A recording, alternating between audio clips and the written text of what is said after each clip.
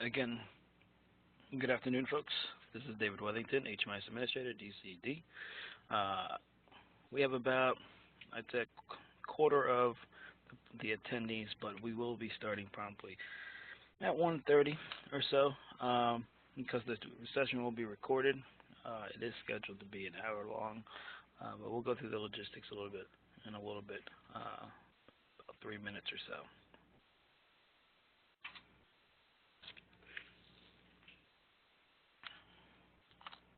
Hey, Brian, you good on your end?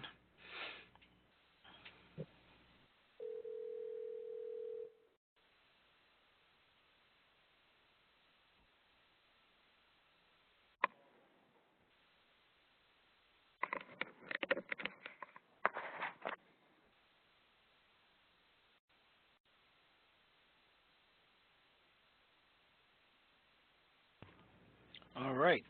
Good afternoon, folks. Again, this is possible after the presentation, whether that be today, this afternoon, or tomorrow. And all training sessions and recordings will be posted to the PennsylvaniaCOC.org/PAHMIS website. Before I actually dive into it, I do want to just kind of go to that site just to give you a better understanding of where things are. So again, here's the URL. And it will take you to this page. There's a couple of links on the left-hand side for resources that you can get to. There's the HUD Exchange for HMIS resources that will take you to the HUD Exchange.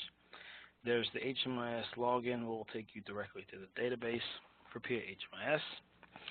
There's the request to PAHMIS account, and there's the request to add an organization or project, as well as the SAGE HMIS reporting repository, which is primarily for COC or Continuum of Care, or ESG, which is Emergency Solutions Grant.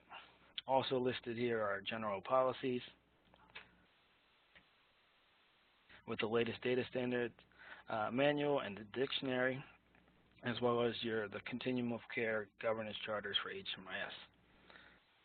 You have your agreement sitting here as well, so if you are in need of or want to request the user license, there's two forms that you want to look at. There's the collaborative user agreement, system user agreement, that you want to download and submit to the HMIS help desk, as well as if you're changing licenses or requesting certain access, you'll want to download the user authorization form, which allows you to show who you're removing and who you're adding, and so on and so forth. And then there's the other forms that you can use accordingly, specifically also the client consent form. But under the PAHMIS reference guides, you have the reporting guides, where a lot of the information we'll cover today of where these reports are and where they can locate. But if you want a little bit more in-depth information about them, you can download these guides, and they'll download as a PDF, and you can either print them out or save them and read right on your computer.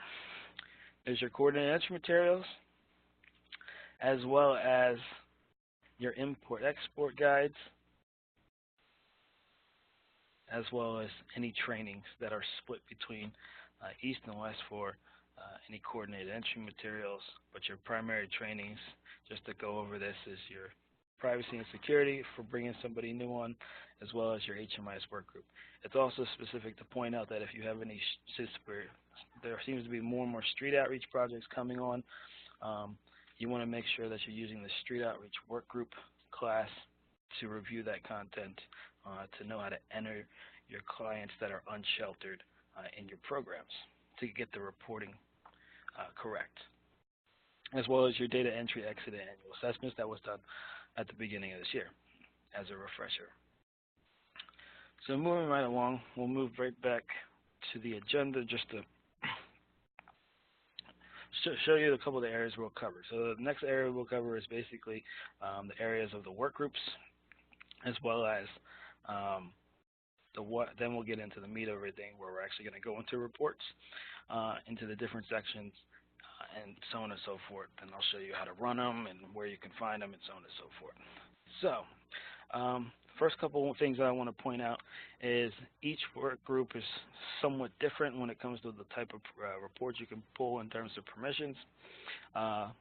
Anything that starts with an HMIS work group, whether that's HMIS programs, case manager, agency manager, assistant agency manager, everybody has access to the main case management reports, where you'll find the bulk of all the reporting you'll need in order to clean up your data, as well as reports and exports you'll need to provide to report out into Sage or other repositories. So then you have the grant administrator work groups, your agency manager work groups, and your assistant agency manager work groups that have an extra layer of reports that you can report on, and those are your management reports. Those are, we'll get into it when I show you in the system, but it'll get into a little bit more of, pulling a duplicate client report, or excuse me, or being able to manage your user license count report, or something like that. And then there's one work group that's fairly new over the last year and a half or so, or maybe 2 years now, is the coordinated entry work group that has its specific reports to coordinated entry, and depending on what work group you have access to, whether it's the East or the West, or Bucks County or Beaver, wherever you are associated with, those reports will be specific to you. So I'm going to dive right into the system, because the bulk of this training will be a live demonstration. So again, I probably should show you again, just to point some things out, because I know it can be a pain when it comes to reporting. If you have a password that was reset, if you have any stored passwords, try not to store them if you're using Google Chrome. Some of the help desk tickets that we've had have been around this, and it's a matter of just erasing that stored procedure. And if you have any further questions on that, we can send that information to you. But I'm already logged in, so I'm going to switch over, and I'm going to show you. I'm going to work mainly out of the PA HMIS Programs Case Manager work group with my HMIS service agency that has my dummy data in the production environment. The first thing I wanted to show you also is, besides PA HMIS, you can find all these documents under your home workspace, under your menu. Again, for those of you who get confused, this is your menu button. I'm going to push the pin to keep that open, and come down here to System Documents under this PA HMIS account. When you go to System Documents, you then can sort it by your agreements, policies, procedures, system feature guides, as well as your training reference materials, where you'll find a lot of your trainings and recordings that we do are here, as well as any intake templates, and your general information, which is specific to the data dictionaries, the data manuals, those HUD required documents. All right, so the first thing I want to dive into is your case manager reports. So under your case manager reports, you have the ability to go to your HUD HMIS reports, and then under here, and if you notice, I know a lot of people get tired of this, you got to click on it and hover over, and then we'll scroll up and start here. So under HUD APR ESG exports, now these APR ESG exports are specific to a specific funding stream. So depending on what your grant reporting period is for the COC, that's what you'll run the report for. I remember before it used to be you run a report, you download it as a PDF, and then you enter the data manually into eSnaps. Over the last year or so, maybe more, HUD has changed it, and they have now what's called Sage, which is the reporting repository that they use for COCs and ESG that requires an export. This is a little different. You used to do a manual entry of the data, so this is more accurate in terms of the information being entered in previously and making sure your data is correct. So I'll go through each one of these, but in order to run this, you click on APR for COC projects, version 6.1. You put in your begin date, which is the start date of your reporting period. I'll just use the HMIS reporting period. Oh.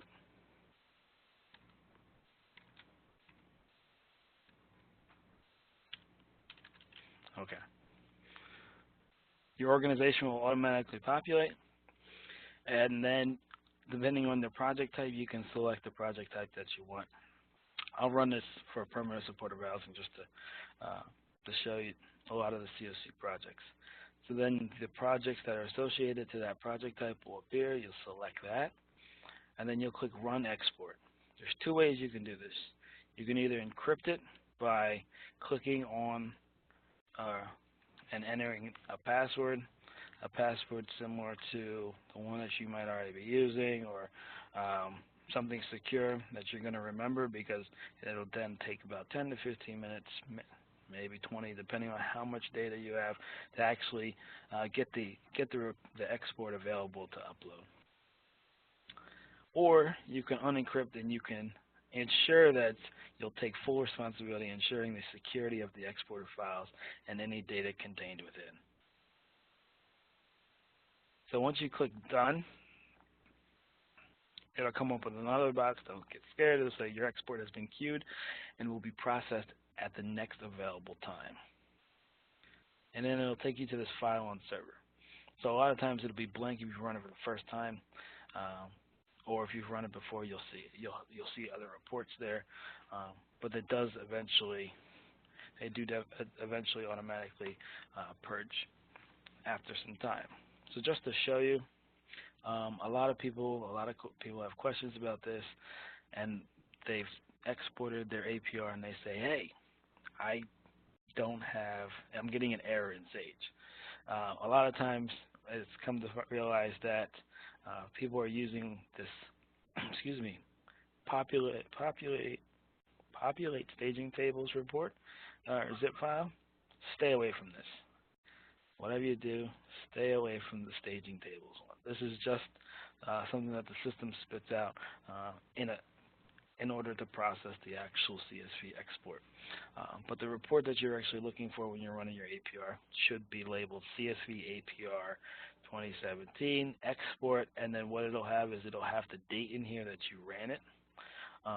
And in order to pull that down, you want to make sure that you click the download button. As you see in the bottom left-hand corner of my screen, it'll come up with the zip file. I'll open this up just to show you. It will actually do this, and then what I want to do is I'm going to,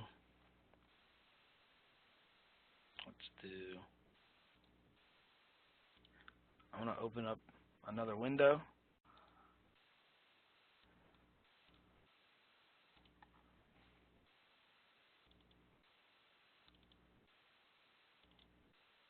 All right. And then what I'm going to do is just kind of give you a run through of what you should be doing once you pull it out of the system. So we'll say APR 2017. You want to make sure you pull it down and save it to your local drive other than your downloads folder and extract it in order to get a clean copy to submit into Sage. Once it pulls over the 66 files, you'll then want to right-click while it's still blue and highlighted. If you accidentally uncheck it, you just want to make sure you click, and then you can use Control-A to highlight them all. Right-click, send to compressed file, and then, again, name it what you want to name it. I'll order this, and then you want to go ahead and delete those files because they are now zipped up in this zip folder, where then you will want to, I typically like to right-click, copy the address text, and then I'll go into Sage and I'll upload that information. I'm not going to go specifically into Sage to show you that, but You can follow up, and we can provide you with a guide through the Sage system. Although I could actually see if it'll take it if I test it. I can test it. I can choose the file,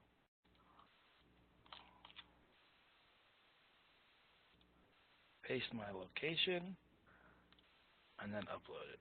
I have no idea what was the last one that I ran for somebody, but we'll check. You want to make sure that you're not a robot.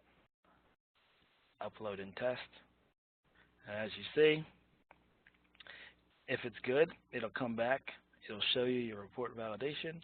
It'll say the upload has passed all its validation, and then that's how you know. You can then go into your APR within Sage, fill it out, upload the actual export, and then it should take. All right. So that's your APR export. ESG is similar, same process of downloading the report. However, this is a little bit different. Whereas if your funding comes directly from DCED, we'll provide you with instructions closer to the end of the year or the beginning of each year, where most likely what we'll do is we'll send you the directions of what reports to run, and then we'll automatically pull that information on our end, or we might go ahead and send you a link where you'll then provide the export to us. But you'll get further directions from that.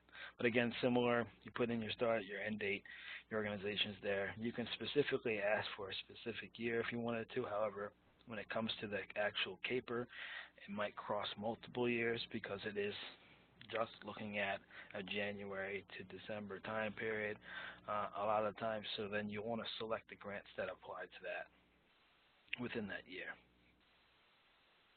And then it'll ask you to select the project. And again, you can only run this one at a time, so you'll have multiple uploads to do. I'm not going to run it because it's going to give you the same process.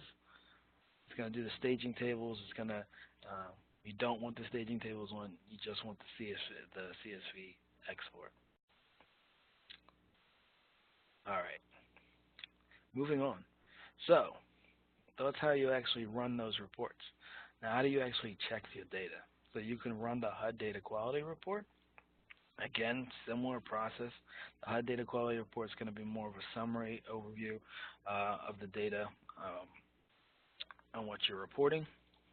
Again, I'll go ahead and use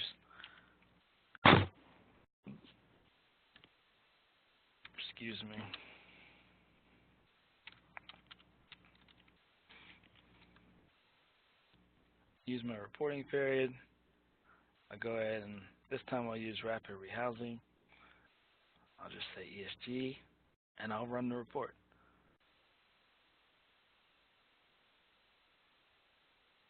Depending on how long it takes, depending on how much data you actually have and how many clients you serve. I can actually show you an example of this, which is this report right here that'll populate. Typically what will happen is it'll pop up in a window and you'll want to hit the PDF button, but I'll show you that in a minute. So this is the HUD data quality report where it shows you your report validation tables of how many clients you serve, the adults, children, veterans. You'll want to double check and make sure these numbers are correct to what you served. You'll also want to look at the Q2, which is personal identifiable information, which is your PPI or PII. And then that'll show you your name, social security, date of birth, race, ethnicity, gender, and it'll show you client doesn't know versus client refused, and then missing information, and then it'll give you the overall data issues and what your percentage error is. So anywhere where information is missing, you want to make sure that gets cleaned up.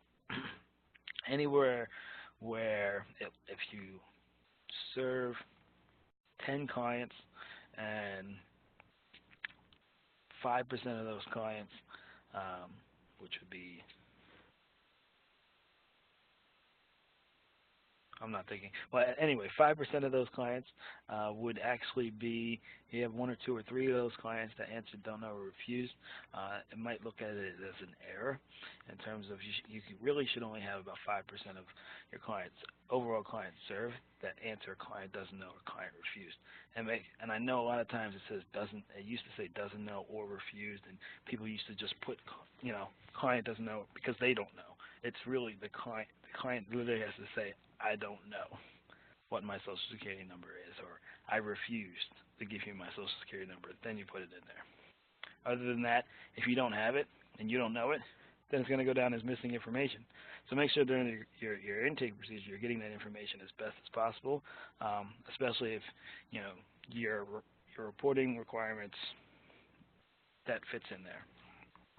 So you have your PIIs, your universal data elements, and it basically is going to give you your overall score for each. Income, chronic, timeliness, your inactive records for street outreach, emergency shelter, which would be not count against this because I ran it for rapid housing. So moving back to the system, again, sometimes when you run a report, you'll see if it's a client track generated report, meaning it's one of those canned reports that client track actually developed, you'll see it look like this at the top. You'll then want to download it as a PDF. If you download Excel, it kind of sits in a similar format, and then the Excel data would give you a raw format of the data. So moving on, because I want to show you, because that's what the standard HUD data quality report calls for. But what we did was we built a HUD data quality / APR details report. This again, same type of reporting period, whatever that might be. Again, your organization, it should already be selected. If you have multiple, you'll see that it already comes selected depending on what organization you have listed there. Your project type. I'm going to run it for the permanent supportive housing, and then select my project, and I'm going to run the report. All right. So looking at this report, again shows you Q1, 2, 3, 4, 5, 6, and 7. But this time it shows you the actual the client name, client ID, age, enrollment, exit, household, blah, blah, blah, each one of those sections. And it'll show you whether or not the information is there, and possibly whether or not it'll show a yes or a no, or it'll be blank.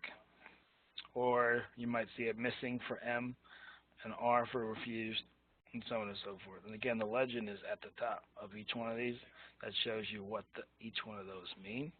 If you want to know a little bit more information, anytime you enter a report and you see an APR client details report or something that's bolded and underlined, most likely that's a link that will provide a report within a report. When you click on that, it'll actually give you another report where you can then see the exact answers that were provided in the system. Now, let's say you wanted to go ahead and clean up some of this data. You can always, at any time, minimize these reports. You can move on over to another tab. I'm not going to go to the client tab because it might have one of my last clients I was working with. So you can go to any one of these tabs and pull it back up and view it, just to make sure you were looking at what you were looking for, and continue to go back and forth. Especially if you have a long list of clients that you're going through, you can work within the client workspace to do that. So I'm going to switch back over to my home workspace.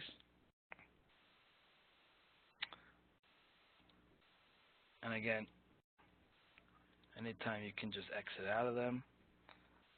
But again, you want to go through these reports to make sure that the information is entered correctly.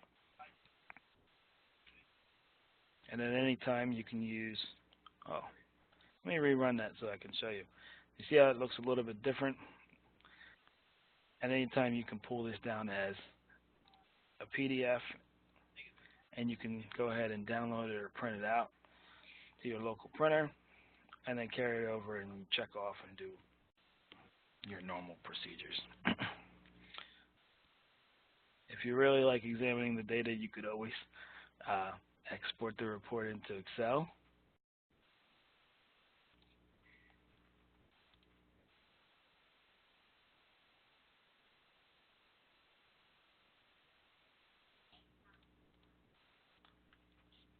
And again, you'll be able to do that.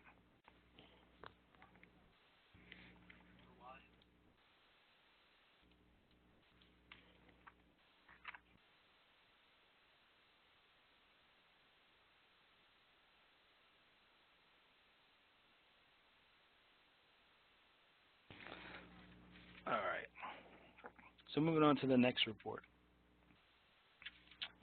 which is probably the most famous report right now, which actually, before I do that, I do want to mention, though, you probably will see this LSA reporting. We will have further details on that as the LSAs come up. I know traditionally you probably are very familiar hearing the AHAR, or Annual Homeless Assessment Report, but now that it's changed, it's no longer a manual entry. It's now, I tell you the acronym, but I don't want to get it wrong on here. But right now it's now the LSAs, which now is an export of the data. Once we know the actual process of how we're going to have that information submitted, most likely it'll be a submission similar to the ESG CAPER that we normally do. But until we get further details of how that is, that probably will come around, or the reporting period for that will be between October to December when we're going to be working on that. But if you ever, I would stay away from that for now, but and wait for further instructions, because then we have a specific report that you'll be able to run for the data quality there. Now, again, like I was saying, the most important report that folks, especially continuum of care funded agencies, are running right now is their COC ranking HMIS details report, because they want to see why they scored the way they scored. So by doing that, you go in, you put in the reporting period, which I believe the overall reporting period for both continuum of cares is 05/01/2017 to 04/30/2018. You would select your continuum of care. Your organization's already selected, and so on and so forth. Clearly, I have a select Philadelphia. Well, thank you. Yeah. I forgot I'm in the HMIS work group. There we go. All right, so once you select the correct COC, then your agencies will come up. If for some reason you get that area and there's no projects, reach out to the HMIS help desk, because we want to make sure that your COC is or your project is associated to the appropriate COC. So I'm going to go ahead and find that permanent supporter, or, well, we'll go ahead and we'll just run the rapid rehousing one.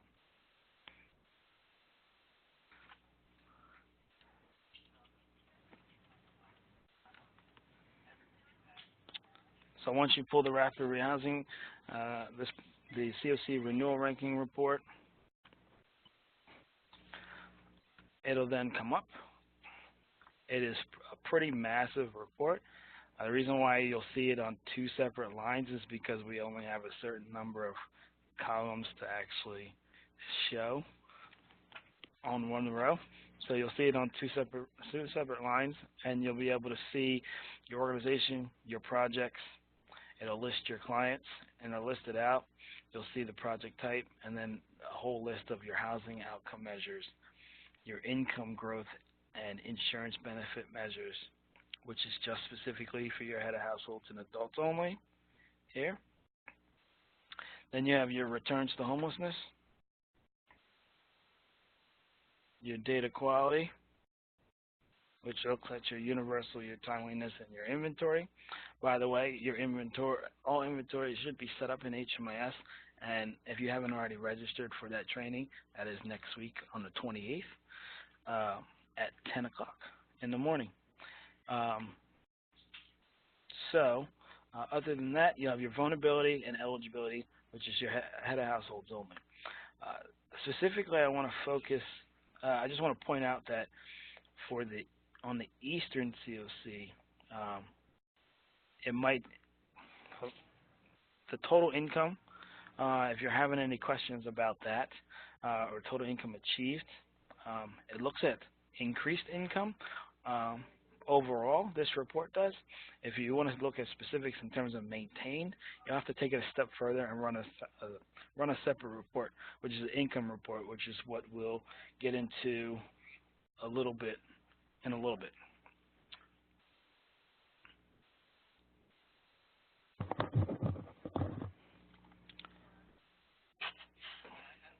All right. So a couple other things, a couple other reports under this HUD HMIS reports is your COC performance measure report.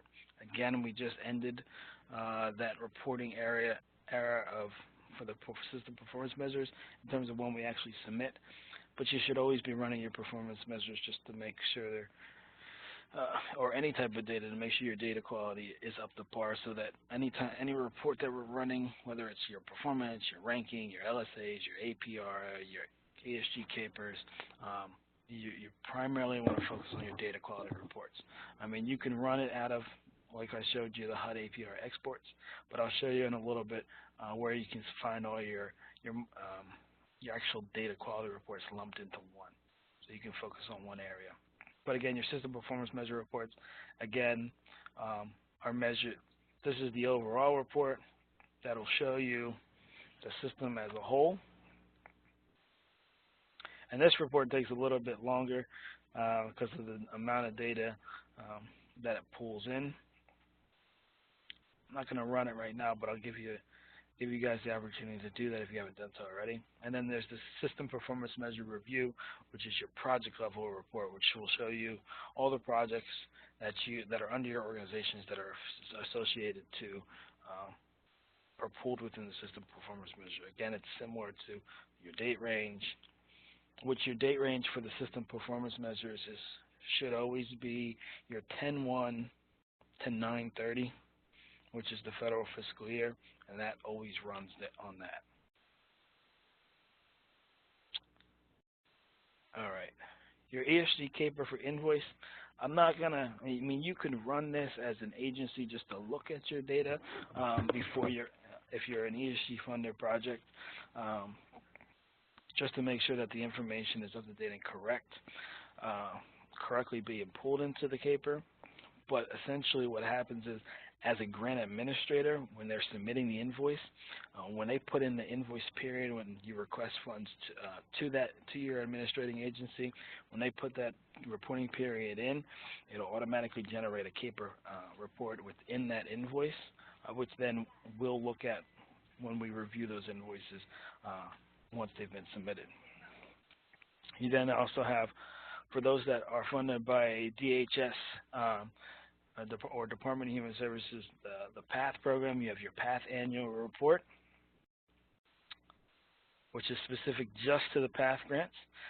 So you'll only see it actually runs by grant, so you'll see the specific PATH grants that you have there.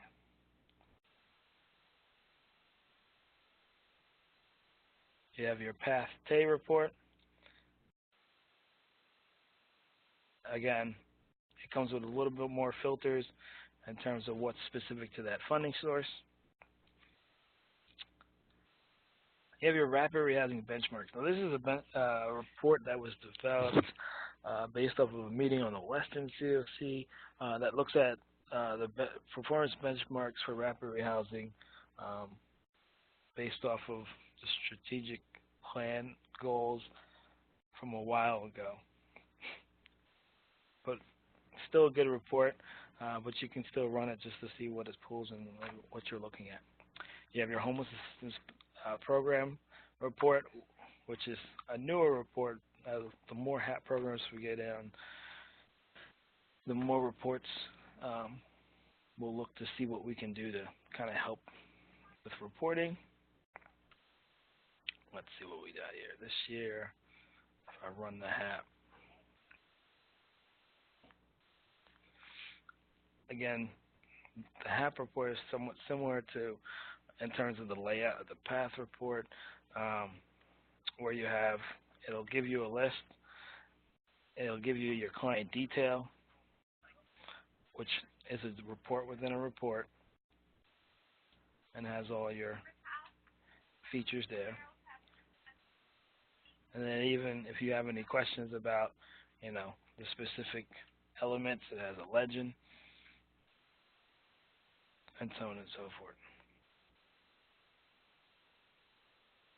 You have your Fair Household Summary Report.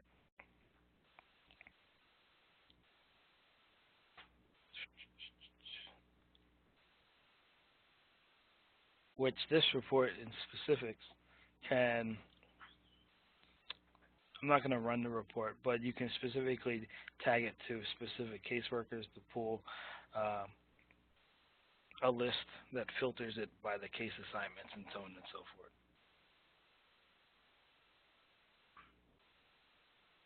Our two next favorite ones, which are your HUD point-in-time reports, and those are during that February, March, April time period, or when you're running these reports, primarily, hopefully, within the last 10 days and maybe 2 weeks after that, you're in there cleaning up that data there.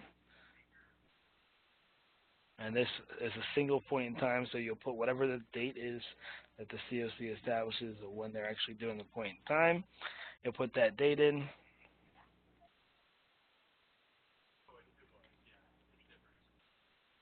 And then your organization's already selected, and then what you'll do is you'll select the projects that are associated. No.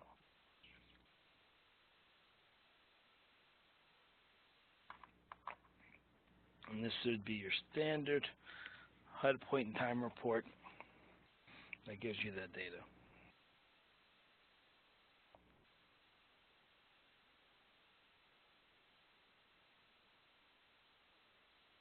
I'm doing this to show you guys that sometimes it does take a little longer than expected. But again, this is a CAN report from ClientTrack, where again, remember, you'll have to use this disk to download as a PDF or Excel, and then you can get the data out of there.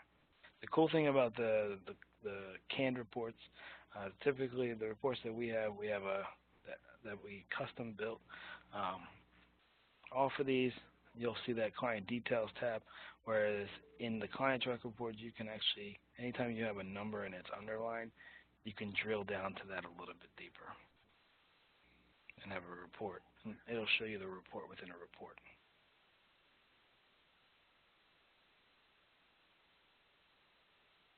And then you can always download that as well. All right. I'm not going to go specifically into the HUD housing inventory chart report because I want to save that for next week, just so that you can see exactly how that report's run. You'll be able to either attend next week or watch that later, just because I want people to be able to understand how it's entered and set up before we actually dive into that. And then you have your SSVF dashboard reports for your SS or supported services for veterans and their families program. We have your dashboard and your supplement report, which primarily we haven't updated in a while because the VA repository does a similar data quality check.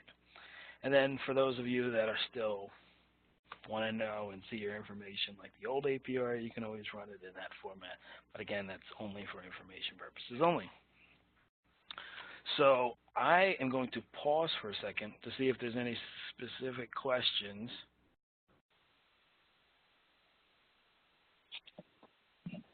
Yeah, I'm checking my chat on my side, and I don't have any general questions that have been asked. All right. I have one in the Q&A, which I think we pretty much answered by going into each one of the reports specifically. And then, what is this one?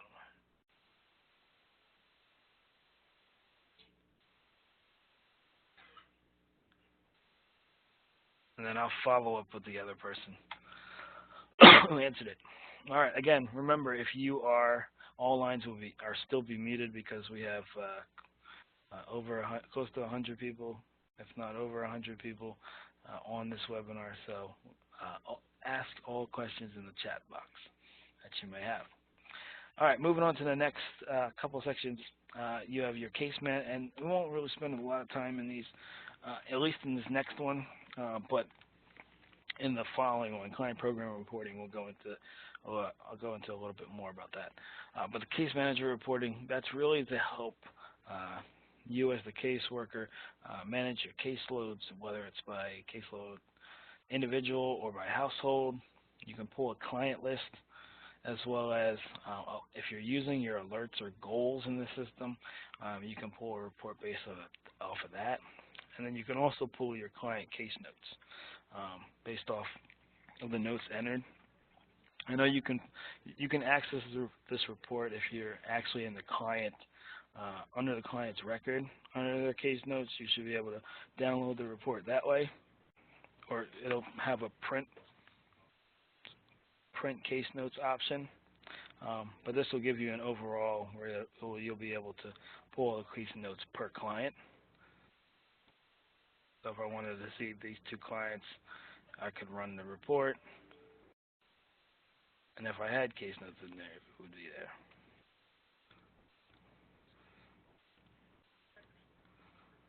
There we go.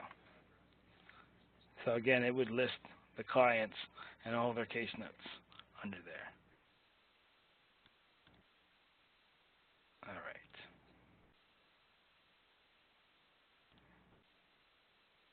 You could look at your active caseloads,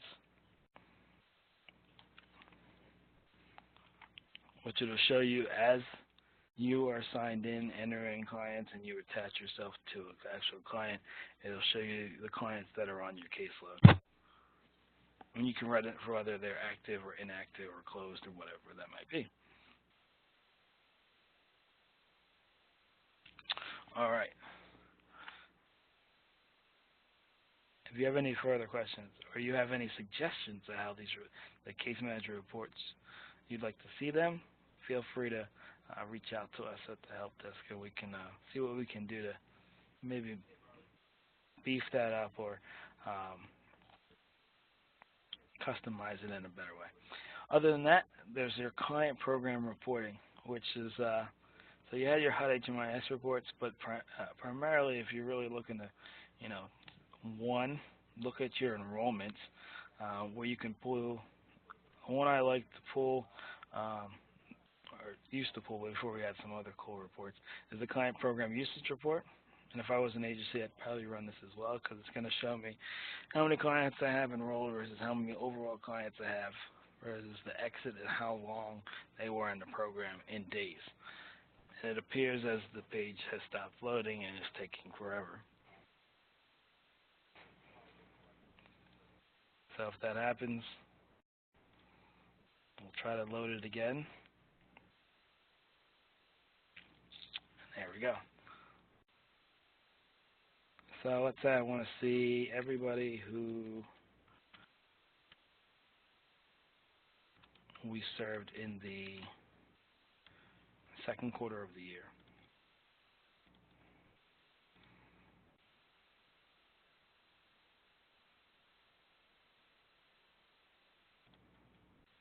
HP, permanent supportive housing, rapid, shelter. You can pull it by a specific user if you had users attached. You can always just look at include head of households only, which is what I'll do. You can even look at a specific age group. But I'm just going to run it for just the head of households for these programs, just to show you what it gives you. Another thing with these canned reports with ClientTrack is, one, if you have multiple projects that you're looking at, it'll come in this format, and you'll have to expand these options to show that information. You'll also have to expand these options if you want to export it into Excel or export it as a PDF. Because if you don't expand it, it's not going to show it. It's just going to show what's on the screen. But again, by expanding it, it drills down even further to show you each head of household, their race, gender, age, last word social, the day that they were enrolled, the date that they were exited, the number of days that took place within this time period that they were enrolled, and then their total length. So, like for example, John Johnson was only there for a total of 24 days in the second quarter. So he did exit in the second quarter after staying 506 days. Of course, this is just an example. This would be a horrible program. Not a horrible program. Let me not say that. But they do need to do some data cleanup. All right, client program reporting. Back to that. Enrollment reports. Again, you have your recidivism reports. So you can run the same report in a household. The style is a little bit different, whereas it will list all of the households and clients that way. Yeah, might as well show.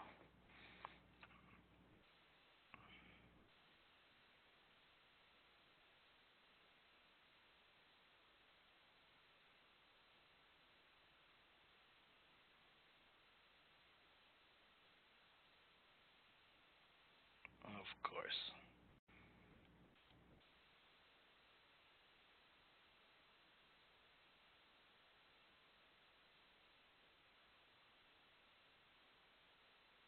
Where's that shelter program?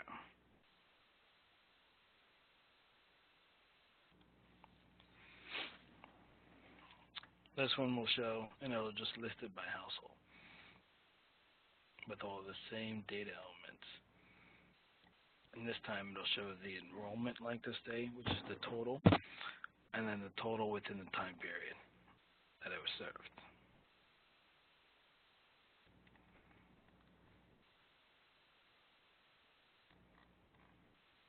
If you scroll all the way at the bottom, it'll tell you your total clients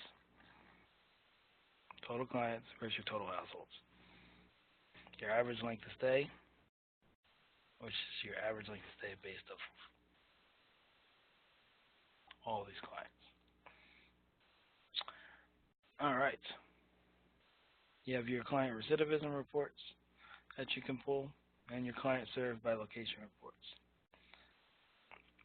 You have your demographic reports, which is your demographic query versus your demographic summary, which is the summary would be basically a summary of the query and just kind of give you overall numbers there.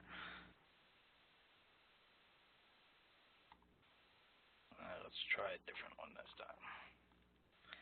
The difference with this is with the query is you can actually, after selecting your usual prompts, it has additional demographic filters. So if you only want to look at a specific age group, or let's say I wanted to see somebody who is, well, no, let's not put an age group, but let's say you could filter by a specific, you only wanted to see adults with children, and you only wanted to see a specific gender, or you just wanted to see veterans.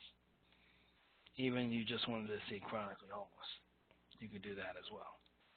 You'd run the report, and it'll spit out the data filtered in that way.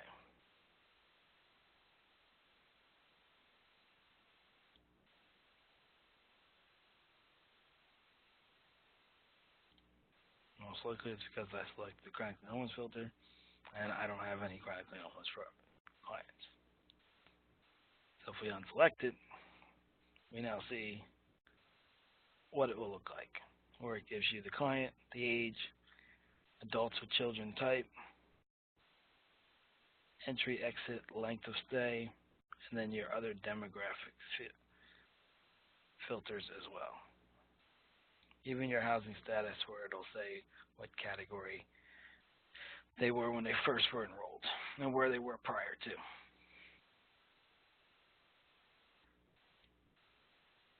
Which is something you might want to look at when you're doing your data cleanup.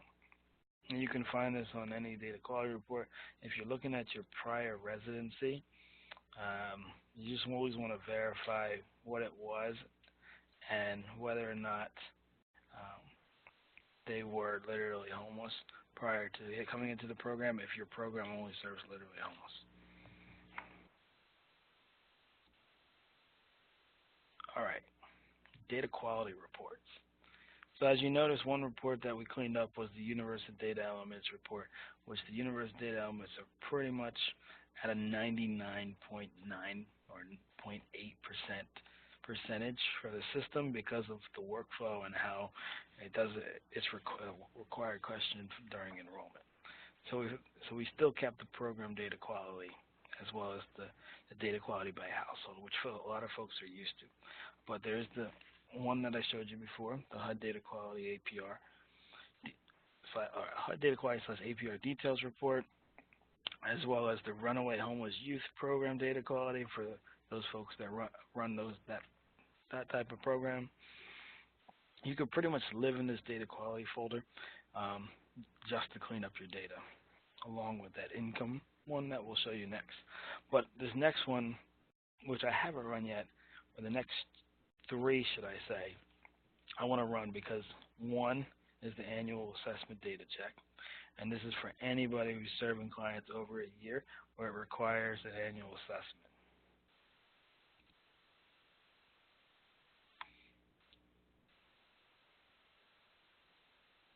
Again, let's go ahead and use that 0401-2017, 2018. I'm going to run it for that permanent supportive housing project. And you can use the filter that says only include those needing annual assessments. I'll tell you right now, all the clients that I have in here. Oh, let's uncheck it. Because that was, I have two. So basically what it'll show you is it'll show you your client's name, the client ID number, age, enrollment, date, and X date, but it'll also show you the anniversary, the annual anniversary. This will tell you when the annual assessment is due, or that when the anniversary is, and then the time frame in which you need to complete an annual assessment. If the annual assessment is outside of this date range, you will get a fail on your annual data check, and it will come up as an error on your APR. So you always want to make sure that you're, one, completing annual assessments, and two, making sure that you pull this to make sure you know the time frame of when you need to pull that. And it always tell you whether it's a pass or a fail, because then you have your data check and then you have your financial data check, where those are the two areas that it looks at primarily. And then it'll also tell you whether it's required or not. So like this client is not required for this time period that I ran because it looks like they were a part of the household. The other thing too is it should all be set up.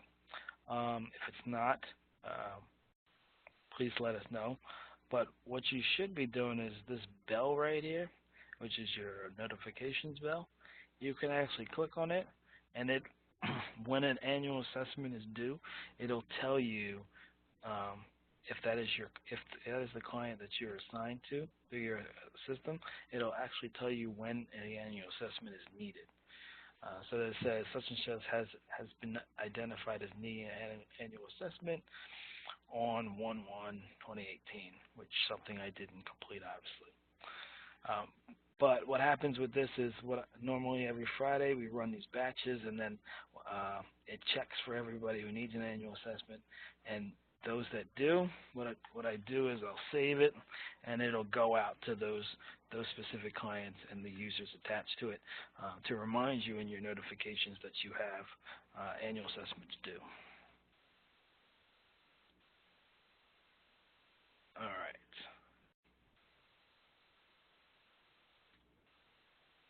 The other one you have here is your housing move-in date check-in. This is related to, let's say, you enroll a client into rapid rehousing or permanent supportive housing. You have everything, but you're working with, but they're not physically in the unit yet, but you're still providing services up until that point. This is primarily for your, say, your rapid rehousing projects. This will do a data check to see how many of those clients are in need of an actual move-in date, because this is done within the HMIS data assessment. Now, if you want to know where to find that after the fact, I'll show you that very shortly, since we are coming up on our time.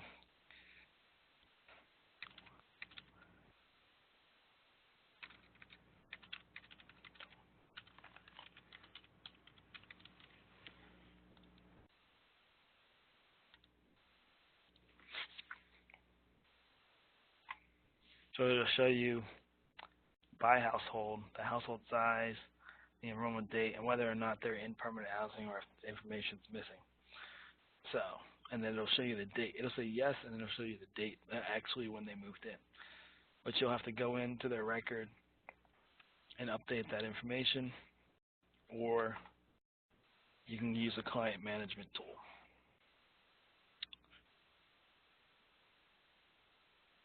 And then there's your next one, which is I know that some providers are using, and this is a report that we're actually looking to roll out and help with the data quality in terms of being able to see the data quality per agency on a RAB level. Of course, you can pull this for your specific project, but we'll be able to pull this per RAB, and then we can kind of look at the data to see high performers, low performers, and kind of give a scorecard to see how folks are doing. You know what?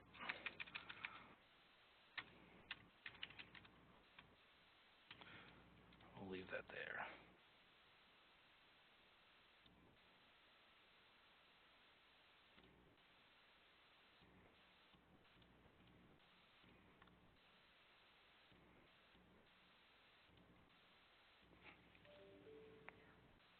And what this does, this is a pretty cool report because it kind of wraps everything up into one, where it has your organizational scorecard, it has your data quality overall, it shows you your timeliness of the data quality, how quick you're getting the information in, and the overall percentage. So then you have your enrollment timeliness in days, where it's showing me that it takes me about 11 days to get any type of enrollment data in. Obviously, I don't have any clients exited in any of these programs probably, so it's showing at 0. Or it literally takes me 0 days to get it in there. And then it'll show you the average length of stay in days for that specific project. Oh, for the organization first. I'm sorry. And then it also shows you your most recent enrollment for the organization overall. And then it breaks out each of the elements.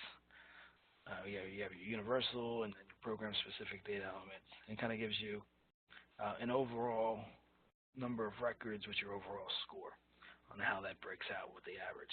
And then it kind of goes into the specifics per project to give you a better sense for how each project is doing. So if you are an agency, let's say you have an organization that has let's say 10 to 15 or even 5 programs, and you have 5, let's just say you have 5 different caseworkers, and each one's assigned to a specific program, and you want to, not say you're micromanaging, but let's say you want to just double check the data to make sure it's correct. You can actually run this report, and it'll show you, how clean the data actually is per program.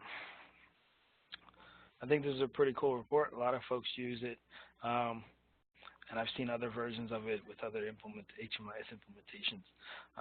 So this is something we'll look to introduce more at each of the RAB levels, pending if the RAB co-chairs want to use this and see this to kind of help drive some discussions about information around data.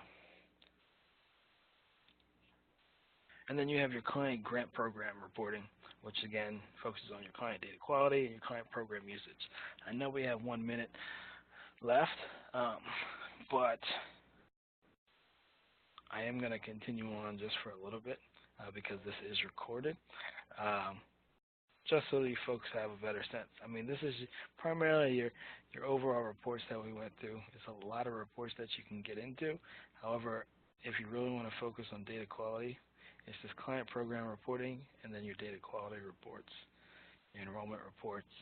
If you want to just see demographics, you go there. And then there's this income report, which you'd want to run if you're looking to see overall clients maintain their overall income.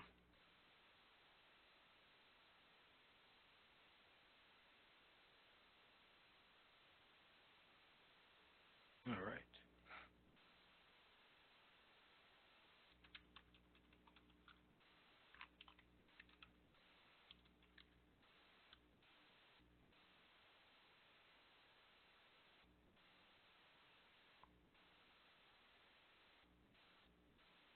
So if I select, let's just say we do SSVF, we do rapid rehousing, we do permanent supportive housing, transitional and shelter. We'll enroll at any point. We won't look at any specific users. And we'll run the report. What this is going to do is going to pull up the clients and their income associated to them. Again, this is a similar report where it shows, or you'll want to expand it down. And what it's going to do is it's going to show entry, income at entry, income at exit, and then it'll show the difference for each client. So as you see here, this one client came in with $300 and exited with no money. So then it had a negative impact on the program where they had clients that exited with a decrease in income.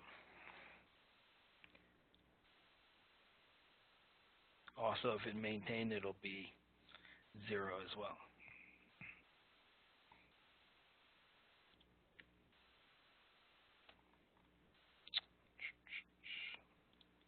Let's see, if I look at permanent supportive housing,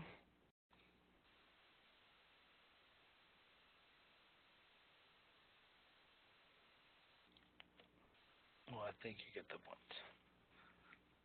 But I don't have any actual income because I didn't exit any clients. So, but again, that's the reports you want to look at to see who maintained income if you're trying to look a little bit deeper into the COC ranking detail.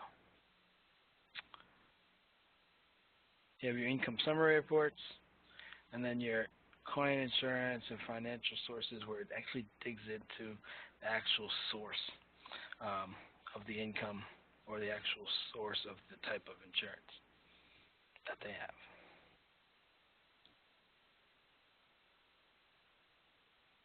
And then the other thing I wanted to point out, so that covers basically what's on the agenda, but there is one other area that I wanted to cover, and that's for coordinated entry. So for coordinated entry reports, you'd have to make sure that you are under the specific coordinated entry work group. And then once you apply those settings, there's specific coordinated entry reports that are specific to that COC's coordinated entry system. So you have your summary report on the east that gives you an overall summary of the data, summary by geographic area, where you can look at a specific region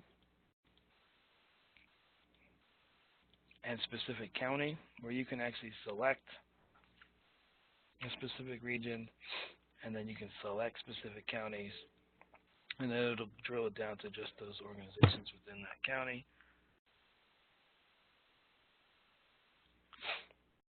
And then you have your demographics, your demographic report by geography. And then you can even look at your provider referrals, your community queue, and your community queue detail. If I'm going to show the east, it's only fair that I show the west.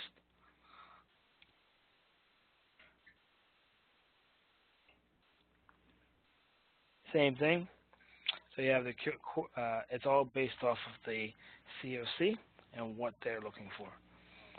So again, the coordinated entry summary reports are pretty standard, but they're specific to the data elements that are collected.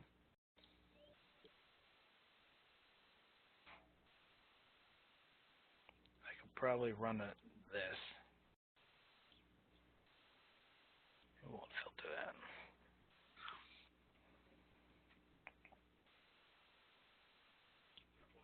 Where it basically gives you a summary of the data. I don't want to run any details reports since I'm in the production environment, and it would have live clients. And then even with on the west, you have your prioritization list reports, where it dives into to the specifics, where it has the summary, the details, and then the provider details. And I don't think you guys have that. That would be for me.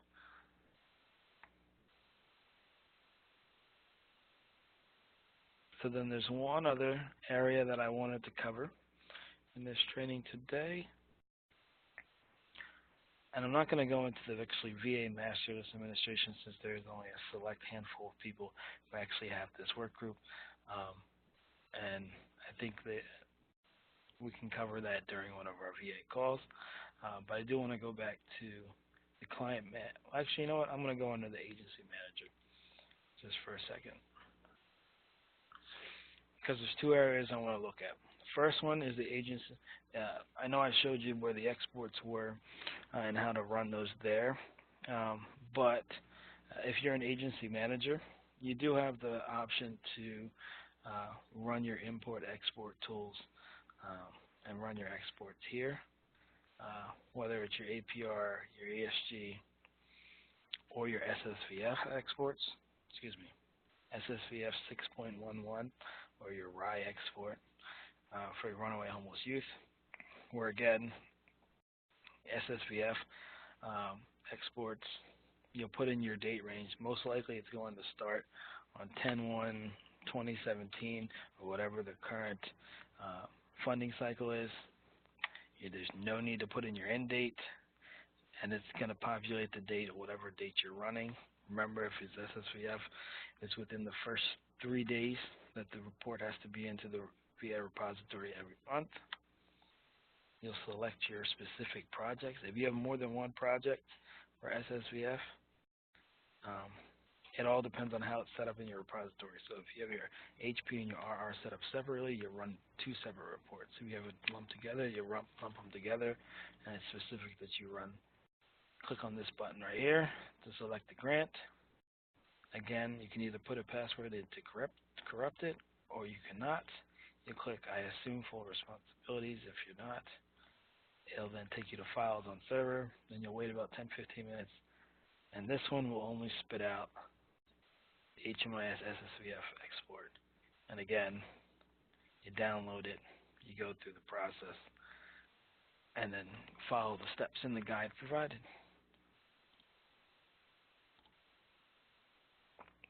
And then there's one other area I wanted to cover to help you maintain some of your client management tools and functions and features. And that would be your client management tools. This can also, I know I'm under agency manager, but I'll go back to case manager for a second to show you that this is also accessible under the client management tool. The only one that's not accessible is the client merge functionality, which can only be done at the agency manager level. But to manage, you can manage your active cases to show exactly, who's enrolled, and are those the right people that should be enrolled in the program, or have some of these clients actually exited.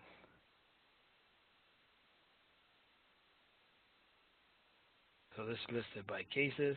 Clearly I have Johnny Manziel in here multiple times, so I'd have to do a client merge and request to whoever your agency manager is to merge it, or request to the help desk to get those records merged as well. So that runs it by case. Active rooms runs it by the individual clients. In permanent housing units, Can show you active clients or closed clients, but you can select a project. You could say, I want to see permanent supportive housing. Those that don't have permanent housing date, it says it, and then you can. It's as simple as you can actually come here, and if you have the date in front of you, instead of going into the actual record, I'd recommend going to this. You can change it over and say, hey, this person moved in 05 or say 04/15/2018. Save it, and it will save it into that client's record, and you can move on from there.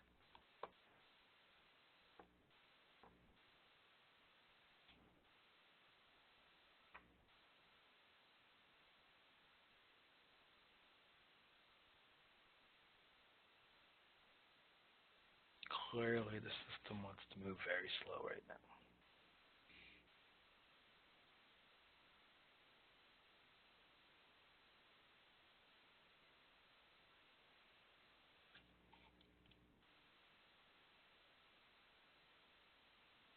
As you see, let's research to see if it actually saved it.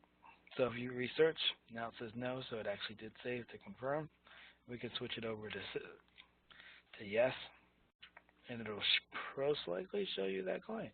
You can also click on select, and it should show you any ones that are blank and don't have that.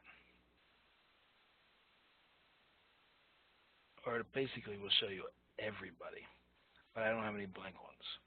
So, and the other one that you want to, the other two, is your homelessness status documentation. For those that are ESG funded, is required. For those that are COC funded, refer to your COC on whether or not it's required. But you'll know it's required because it'll show up in your enrollment when you go to enroll a client. But to go back and double back and enter that information, you can always use this tool. Open up the record to that project, and it'll show you who has documentation versus who has versus who doesn't. And you can go right into the documentation and choose to upload it that way.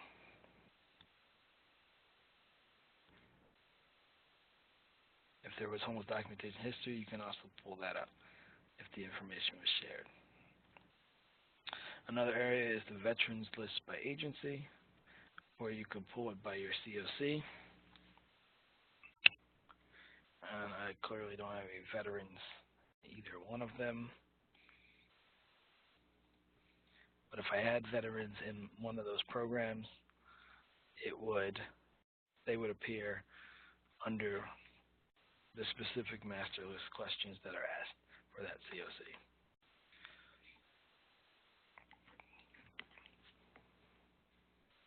All right. Well, I realize that we are 13 minutes over, but we still have a good amount of people on. So are there any questions, Brian, that we want to ask? As of right now, no, I don't see any additional questions that have been asked at this time. Okay. I see one on SSVF, and if SSVF folks feel that it would be necessary to have a specific training, or excuse me, if it would be necessary for not just SSVF, but just to focus on a specific topic area as a refresher, if you feel that's necessary, feel free to reach out to us, and we can kind of organize to put something together to focus on specific funding streams in regards to reporting or data entry, just kind of like one overall course on that specific funding stream. But this was specifically just to go over the general purpose of reporting, how to pull the reports, where the reports are located, so on and so forth. Other than that, we will stick on the line for a couple minutes, but to see if there are any other questions follow in. But if not, you guys, that wraps up everything for today. if there's something specific you want answered, feel free to reach out to the HMS Help Desk, and we'll be able to respond to those as soon as possible. Other than that, thank you for attending today, and have a great rest of your week.